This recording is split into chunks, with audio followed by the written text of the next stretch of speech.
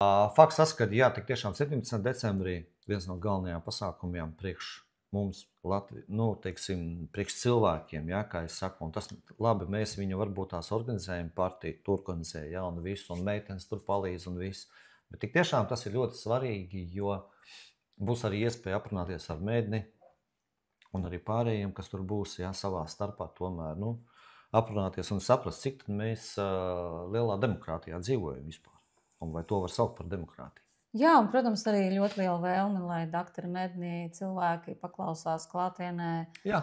Kādā, teiksim, tādā konferencē, nevis Kaut kur no masu mēdījiem kaut jā, ko. lai klātienē arī satiek doktori un lai viņš arī uzstājas ar savu ziņojumu.